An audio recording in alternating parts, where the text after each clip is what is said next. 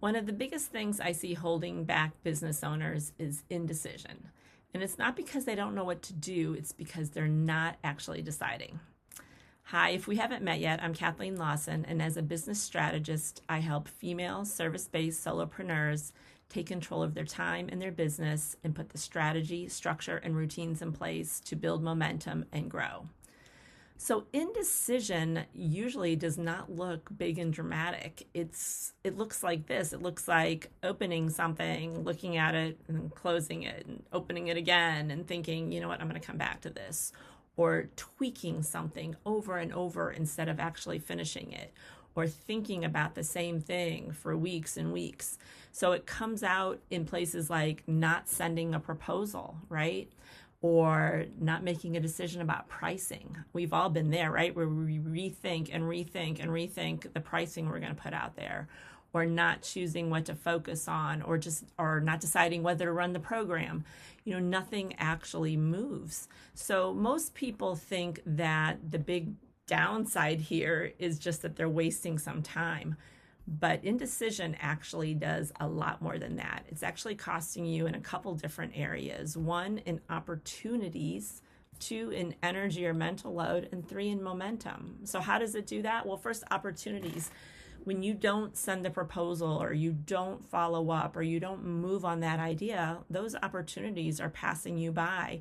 You're not losing because of the decision. You're losing because you didn't act. I once had a client who was not sending proposals because she could not make a decision about her packages, and many opportunities passed her by while she sat on this package question, and none of those proposals ever went. So opportunities is a huge cost of indecision. The second one is energy or mental load. When you're not making a decision, it stays there, right? It's in your head. You revisit it all the time and it pulls at your attention. It's like, it's always, running in the background.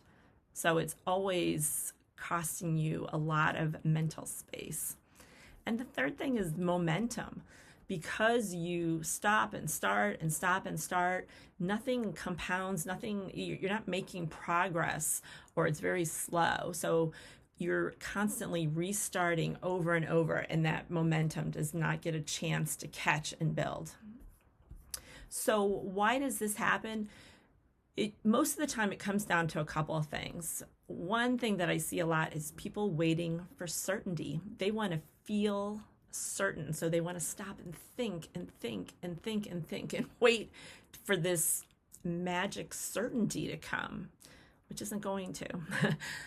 Also, I think sometimes, and this could be very kind of deep here, but it's the knowing that once you decide this, you're going to have to take action. And some people just are gonna not make the decision for that reason. So not deciding keeps you in a very familiar place. Even if it's uncomfortable, it feels a little safer there, right?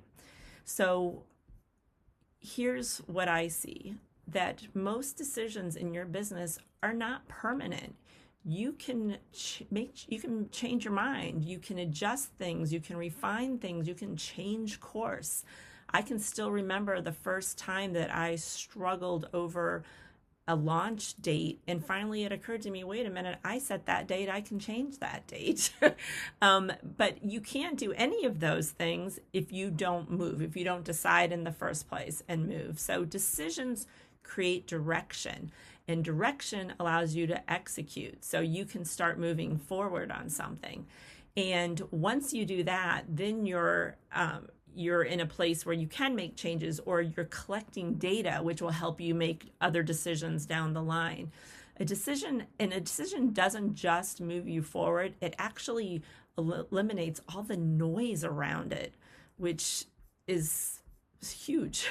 So I used to literally have a note in the front of my planner that said, you've already made this decision, Kathleen, because I caught myself in this all the time. I would be rethinking decisions and revisiting, and I needed to I needed to stop that spiraling and move myself forward. So I had that note to kind of move me into execution because I realized I was circling the same things over and over instead of executing on it.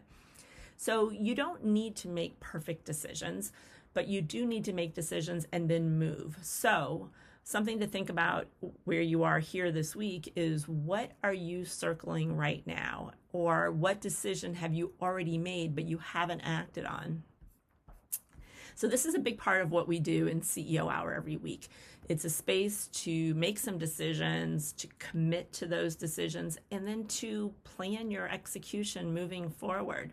So if you feel stuck in your business right now, there's a good chance it's not because you don't know what to do, it's because you haven't fully decided.